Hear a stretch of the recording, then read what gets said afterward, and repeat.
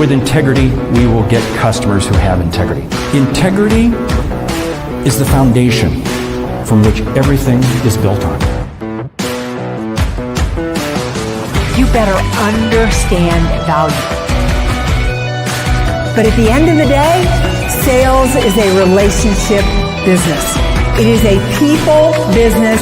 It is an emotional business.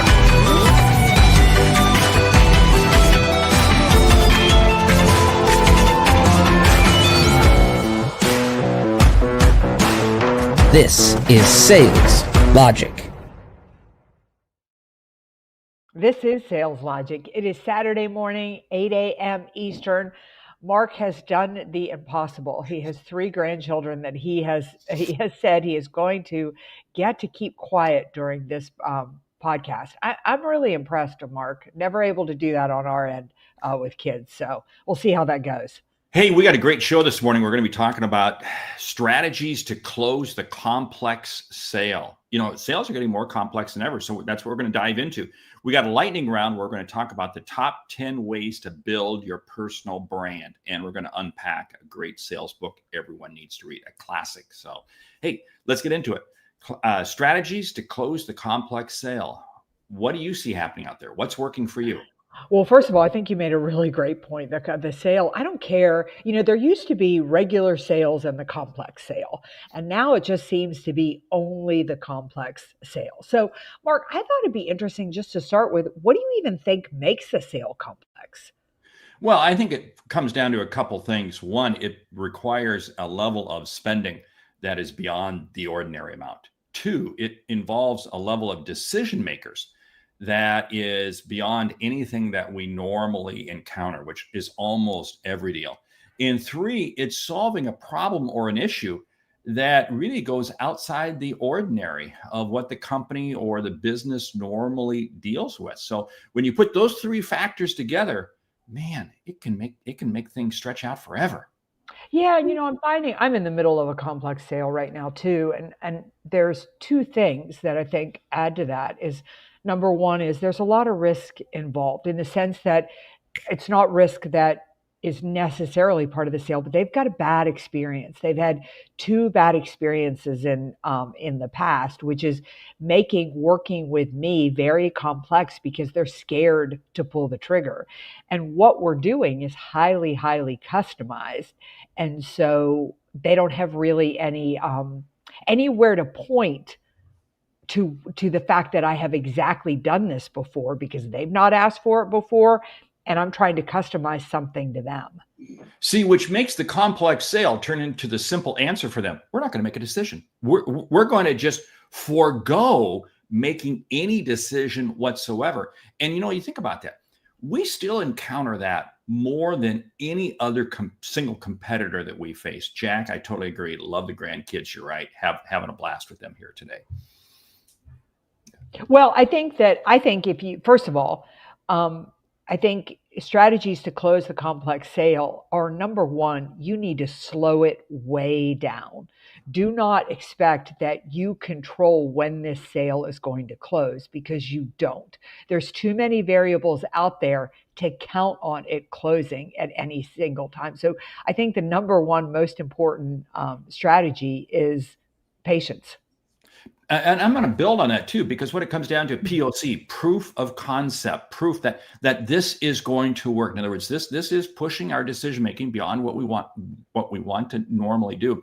So we got to have a proof of concept, which means we may have to do some sort of a trial run with this. And that can be very difficult. That can be very hard to do, depending on the type of business or service that you are selling. But here's what it comes down to. You got so many decision makers involved, and many times the economic buyer is not the implementer. The implementer is not the user, and the benefactor is somebody entirely different. So you have all these different stages. Now, there's a lot of selling process out there that work for complex sales. There's MedPick and Medic and all these variations, but it just requires you to have a fundamental understanding of who each of the players are and the role that they play. And believe me, they can disguise their roles pretty good, because that person who's giving you all this lip service could be the saboteur. They could be the one that's just is getting all this information because at the end of the day, they want themselves to look good and they don't care if it's at your expense. Yeah, such a great point. I love what Mike is saying here. Not making a decision comes with a cost. Be sure that's clear. Mike, I think you're making such a great point because I think two important factors when you head into a complex sale are make sure that this person who's within your ICP, I mean, really, is this going to be worth your time? Because you're about to spend a lot of time, effort, money, resources trying to close a deal. And to Mike's point, make sure there is a need there. Like, I have spent more time trying to close something when it was complex only because I didn't understand it wasn't their highest priority. Well, and that leads this whole thing of creating false expectations. And see, what'll happen is the customer will develop a set of expectations that you can't deliver. And you will unfortunately just cast a shadow of creating false expectations with them. And when you do, you suddenly have this complete disconnect. And then what happens is you may complete the sale, but it never gets executed. I see so many complex sales.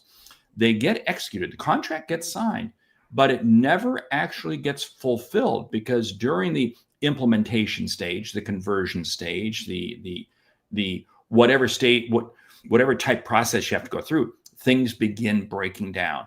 And that comes back to the salesperson.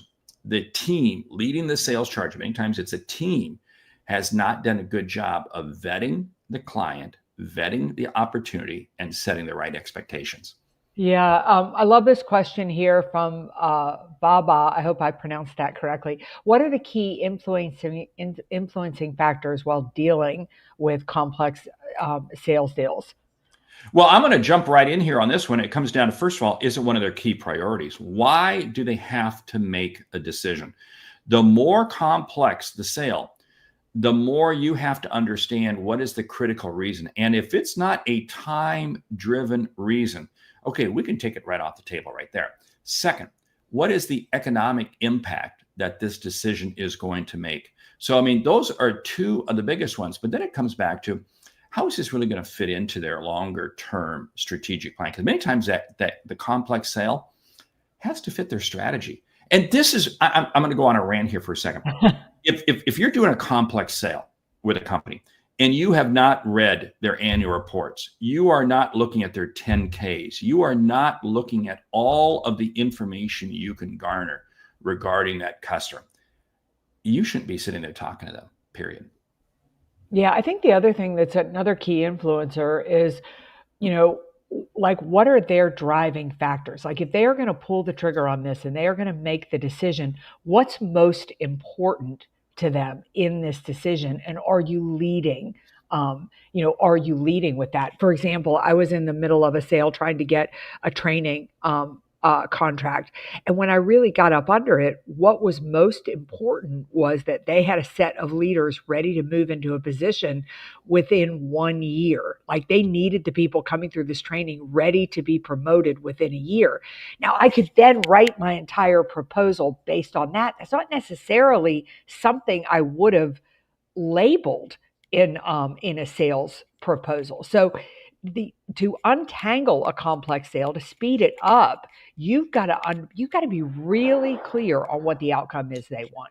And there's something else there about that too. In the complex sale, many times there's other players involved. In other words, you've got some of your competitors, because if it's that big of a sale, that critical, that important to them, they're probably going to be looking at 2 or 3 different companies. And again, you've got to be willing to ask that question. Hey, who are the others what are other options? What are other potential solutions? You have to be very frank with having that conversation, because otherwise they're just going to take all your information and probably play it against somebody else. Yeah, I love what Bryn Tillman here is saying. In complex sales, success depends on engaging not just the buyer, but the entire decision-making ecosystem. And LinkedIn is key to identifying and multi-threading with stakeholders, from C-suite to influencers to users, before they even know they are a part of the conversation. It lets you orchestrate value-led insights and ideas that shift thinking, drive consensus, and accelerate momentum. Mark, what I love about what Bryn is saying here is in a complex sale, you better be creative, you better be innovative, and you better be willing to do things that you may not necessarily need to do in a more traditional sale. Well, that means just as there's multiple people on the customer side, there probably needs to be multiple people on your side. If you're a solo trying to go in and close a complex sale and you're going up against 7, 8, 9 decision makers, I know I encounter this. I get to work with a lot of software companies and so forth. And it is a team. It is a team of 5, 6, 7 people on the vendor side. Oh, I hate to use that term, but I'll use it for the sake of this example. Because again, there's 7, 8, 9 different departments, different groups, different individuals that we're going up against on the other side. So you've got to be able to bring in subject matter experts, because this is what the customer is looking for. They are looking for subject matter experts to help them solve the issues that they're looking for. Yeah, I love what Roberta's saying here. When we slow things down, we can be more mindful and consciously aware. I love that idea because it takes self-induced pressure off of me to perform. The thing is that if you push too hard in a complex sale, if it doesn't feel customer focus, they'll pull out. Always remember, they have options they can deal with, they can work with, and they can buy from other people. That is so true. And that takes us to the question of the week. It comes from Senna in Tokyo. She says, I work in the financial services industry, and expanding my portfolio is a long sales cycle. Feels like these days it's getting longer. I'm doing a great job at getting the meetings, connecting with decision makers. I'm even having good conversations, but not quite getting the decision maker to make decisions. Any ideas would be appreciated. So I threw that into the brain. And in case it came back with the Sales Logic Brain, what is that? That's a tool where Sales Logic members have a chance to ask us, Mayor and myself, any question you want 24/7, and it comes back with our knowledge base. And it's absolutely terrific. And one of the things that you have to do is you've got to be able to understand the role people play. Because if you don't understand, this is what the brain really draws on. You got to dig deep to understand each individual person, which means there's probably one-on-one conversations and group conversations. Yeah, I think you need to learn to understand who is actually making the decision and who is influencing the decision. I'll give you an example. I've got a complex sale that I hope to get the lead, and the decision maker is heavily influenced by one person in the group. And that one person in the group, I'm selling really hard to her as much as I am selling to him, because I think he is going to make a decision based on what she recommends. So, we talk about multiple decision makers, but the truth is at the end of the day, it's usually one person who's pulling the trigger, has the ability to do that. But you've got to figure out who's really influencing the decision. And that's key what you just said, because so many times we look at the group in totality. But you got to break them apart, individual people, because again, different people have different influences. And more importantly, each individual person has different motivators. And you better understand what are their motivators for trying to make that decision. Because again, you could have some counter motivators. What are those? Those are ones, well, you know what? I really don't want to make this decision quite now. I'd rather wait for 6 months because I want to get this other project implemented. Or there's a competition for capital funding. There's a competition for resources, whatever. You've got to be able to, this comes down to developing relationships. I'm going to tell you, Senna, in Tokyo, and this plays well in the Japanese culture. It's about the relationship. You have to be willing to take the time to spend the time to develop a deep relationship with each individual party. And then collectively, you bring them together. Yeah, I love what Scott Tam is saying here. He said, in my complex sale, the only way I found to accelerate decisions is by creating competition for the opportunity.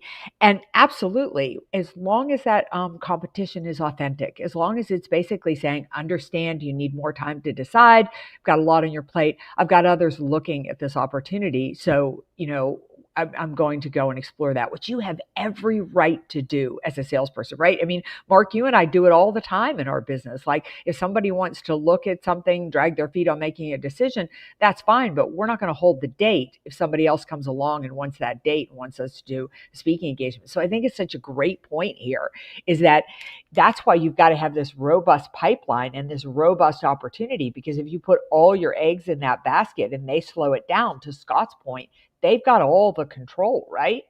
Well, that's the key piece. I mean, I look at many production schedules, and whether it be, and again, I'll go ahead and use Boeing. Well, I'll use Boeing aircraft. They only have so many production lines to build aircraft. So if this is a complex sale. If you want to get this order in, you got to get this in now, because otherwise you're going to go to the back of the line from a production standpoint. So you're right. Now, if you're going to sell this, you sell the speed because of limited resources. Make sure it's genuine. Make sure it's genuine. If you try to blow smoke, first of all, that's a real ethics issue. 2, you're going to get caught. You are going to get caught, and it's going to cost you dearly. I love Natalie's comment. Complex sales, you need to align stakeholders and go on a road show with the departments involved. You find a champion in each group who can advocate behind the scenes. See, this is key. This again is breaking it down into individual players, individual people. And when you do that, it is amazing at how much more successful. And you know what you're going to do? You're also going to wind up creating additional opportunities that go beyond just your single complex sale. Yeah, I love what Dave Sanderson is saying here. In a complex sale, that is why it's imperative to have a coach, internal and external, that has influence and can give you the straight feedback so you can change course on your strategy. I think I've always said that the top 2 reasons you can't close a sale, the reason, getting back to Sienna here in Tokyo and the struggle she's getting, is that you're either not with the right customer profile, or you don't understand the risk and the value, and you're not selling it. Kind of to Scott's point, creating that urgency and that sense of need. Like something's getting stuck in the process. What I would recommend Sienna do is to go back and look at the last 2 or 3 deals she won and figure out why she won them, and then figure out with the last 2 or 3 that she lost where they're getting stuck in the process. Oh, I love it. I love it. Hey, I want to pick up on what Dave said regarding a coach. I think having a coach is absolutely so key. But there's also something else you need. You need a champion.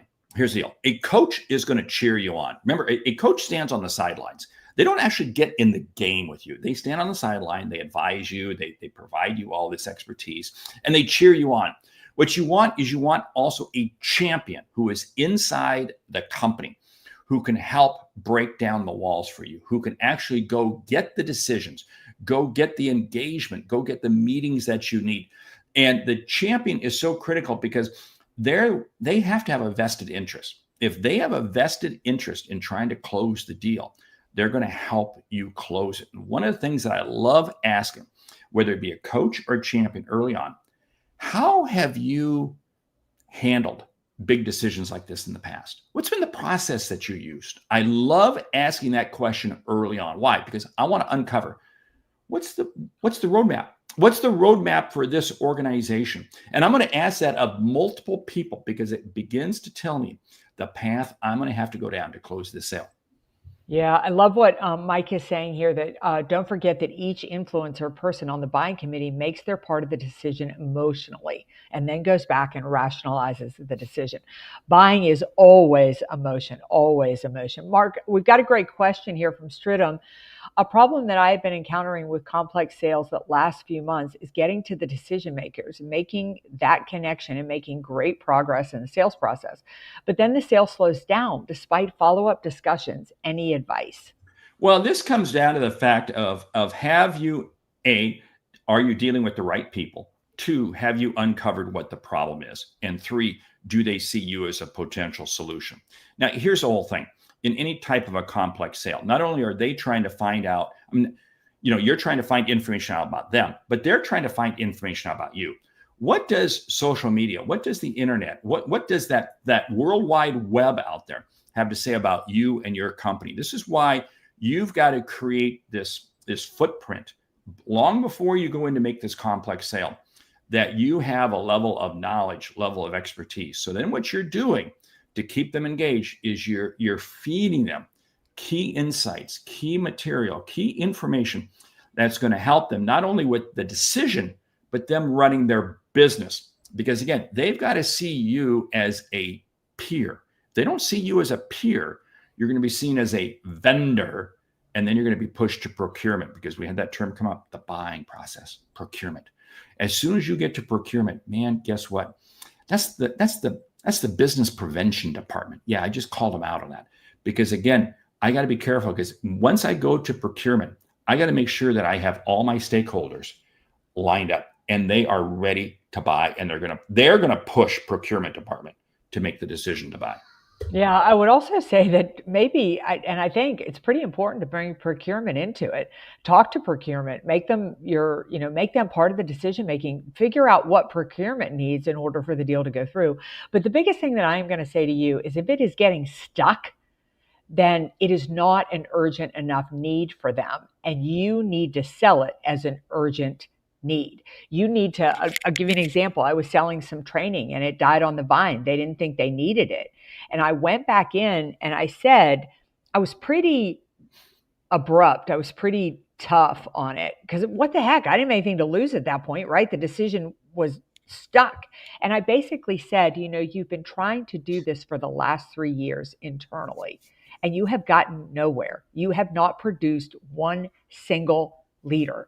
What do you think that is costing you long term? And I was able to push that over the edge. And what I want you to see with that is, I think your deals are stalling because it's not urgent for them. They don't see it that way. Now, if you see it as urgent, you better help them see it as urgent. And that's one way to move it along. And urgent to them is not your year-end number. Sorry, it doesn't happen, right? It does not happen. Hey, time is flying by. We got to get to this. Hey, you know what? Sales Logic Expert Exchange. Did we have a great call? Oh my God, we had an amazing call, and then it was even better when Carson was willing to jump on with just our mastermind members. If you're looking to improve your sales, think about joining us with the Sales Logic mastermind. So Mark, what is up with the book? And then let's dive into our lightning round. The book is Zig Ziglar. This is a classic, Secrets of Closing the Deal. Yeah, nobody better than Zig Ziglar on really understanding what it takes to close the deal. But as Mark always likes to say, closing the deal really starts at the beginning, and you got to make sure that you checked the right boxes if you want the deal to close. Right. Hey, with that, lightning round, ready, lightning round. Top 10 ways to build your personal brand. You're on the clock. Go. Number 1, you have got to know what you stand for. What do you want that brand to be? What are you passionate about? 2, you do have to engage in social media, and LinkedIn is the front door to the business world. Yeah. I would say that number 2, make sure that whatever it is that you're defining as your personal brand is authentic. It is something that is true to you. Like, I could never have a personal brand around drinking and partying. It's just not who I am. And so your personal brand has got to be authentic. Number 4, be consistent. You have to be consistent. And along with that, authentic, you got to be genuine. Yeah. I would say that create really, really valuable information, like give away for free. Number 6, who do you associate with? Jim Rohn used this line: you become the sum of the 5 people you associate with the most. Associate with the people who you want to be known with. It's amazing how they'll respect you, and others will respect you too. Yeah, I would say with a personal brand, don't always be perfect. I mean, I think that you have to show that you're successful because people, won't respond to that. But at the same time, you don't want to be perfect, and you want to show some challenges and things that you have. Our friend Sherry Leviton, I love it. Every once in a while, she's a sales dynamo, but every once in a while she'll do a video on where she blew a sale, and I think that's really incredible. And I'm going to add to that. Hey, you have to make sure that whatever you're doing, you're playing the long game. It takes a long time to develop a reputation, but remember, you can lose it in a moment by doing one stupid thing. So important. Number 9, really make sure that you stay relevant. Make sure that you're talking about the latest trends, and don't ignore things just because they're not in your comfort zone. Number 10, that means you're continuously learning. You always have to be continuous learning. And I'll do another shout out right now. The Sales Logic Expert Exchange happens the fourth Monday of each month. Go out to our website, Sales Logic Podcast. You'll see it up there. Get signed up for it, because the fourth Monday of each month from 4 to 5 Eastern time, we have an expert who is sharing with everybody on the call. So it's great. Yeah, I can't let this go. Bryn Tillman, for anybody old enough on this podcast to remember ZZ Top, this is a great quote. Zig Ziglar quote. I meant I'm into ZZ Top. Zig Ziglar quote: "Timid salesmen have skinny kids." Yes, they do. And with that, we want to say thank you for listening to Sales Logic this week. If you like what you hear, subscribe, rate, and review the show on your favorite podcast app. Something we've said has earned you a single dollar. Consider telling a friend about our show, because it's how we grow when we help you grow. I'm Mark Hunter. And I'm Meridith Elliott Powell. Remember, when you sell with confidence and integrity, all of this uncertainty suddenly becomes your competitive advantage. And the sale becomes logical. All right. We'll see you right back here next week for another episode of Sales Logic. Remember, if you have a question, if you'd like to be featured here on the show, just send it to Mark, send it to me, or go to saleslogicpodcast.com. We'll solve all your challenges right here. Now, go out and have a great week. We'll see you right back here Saturday morning, 8 a.m. Eastern.